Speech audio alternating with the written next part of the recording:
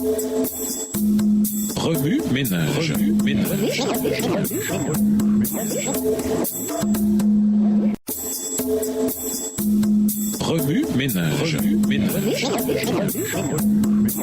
Bienvenue dans votre émission. Remue ménage. Nous voilà à la leçon de mercredi. Invité, je désire la miséricorde. Le point central de cette parabole, c'est que nous devons nous repentir, faire confiance à Jésus et utiliser les ressources qu'il nous a prêtées pour être en bénédiction à ceux qui ont faim et soif de la nourriture de la table et de celle de la parole. Ce que les individus, les nations et les églises font des bénédictions de Dieu dans cette vie déterminera leur récompense future. Jésus a dit, l'homme ne vivra pas de pain seulement, mais de toute parole qui sort de la bouche de Dieu. L'homme riche avait reçu d'abondantes ressources de Dieu au cours de sa vie. Malheureusement, il les thésaurisa égoïstement pour lui-même. Il n'avait pas maltraité Lazare et ne l'avait pas fait passer sous la table. Il lui avait même permis de manger les miettes qui tombaient de sa table. Quel était donc son péché? Il avait ignoré Lazare. C'est ce qu'on appelle le péché d'omission. La parabole des brebis et des boucs dans Matthieu 25, versets 31 à 46 nous enseigne la même leçon. Dans les deux histoires, la rétribution finale de la vie dans le royaume ou du châtiment dans l'été de feu est basée sur ce que les croyants ont fait des bénédictions que Dieu leur a accordées. Les boucs n'ont pas maltraité les gens, ils les ont simplement ignorés. Ellen White commente avec sagesse: la loi de Dieu nous condamne non seulement à cause de ce que nous faisons, mais aussi à cause de ce que nous ne faisons pas. Nous ne devons pas chercher à nous justifier alors que nous omettons de faire ce que la loi demande. Non content de cesser de mal faire, nous devons apprendre à faire le bien. Dieu nous a dotés de facultés qui doivent être employées à faire de bonnes œuvres. Si ces facultés ne sont pas mises à l'œuvre, nous serons certainement traités de serviteurs méchants et paresseux. Texte tiré du livre Message choisi au volume 1 au chapitre 27 à la page 257, livre écrit par Ellen G. White. L'histoire du bon samaritain, Luc 10, versets 25 à 37, nous enseigne la même leçon. Le samaritain est venu en aide à l'homme blessé, non pas pour un gain personnel, mais par pure miséricorde. Son geste ne lui rapportait rien. Il a emmené l'homme à l'hôpital et a payé sa facture médicale. Il a servi sans motif mercantile. Le bon samaritain représente Jésus qui est venu pour guérir l'humanité blessée. Ce que le Seigneur a fait, il nous ordonne aussi de le faire. La perfection, c'est bien plus que cesser de faire le mal, c'est faire le bien. C'est pourquoi Matthieu 5, le verset 48, nous ordonne d'être parfaits comme notre Père Céleste est parfait. Mais le passage parallèle dans Luc 6, verset 36, nous appelle à être miséricordieux comme notre Père Céleste est miséricordieux. Jacques 1, le verset 27, décrit l'équilibre parfait entre le fait de cesser de faire le mal et l'accomplissement du bien. Voici ce que Dieu, le Père, considère comme la religion pure et authentique. Prendre soin des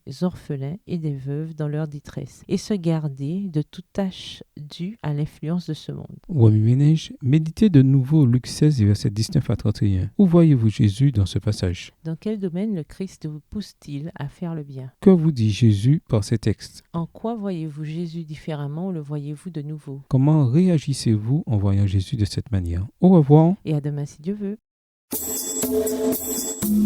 Remue ménage. Remue ménage.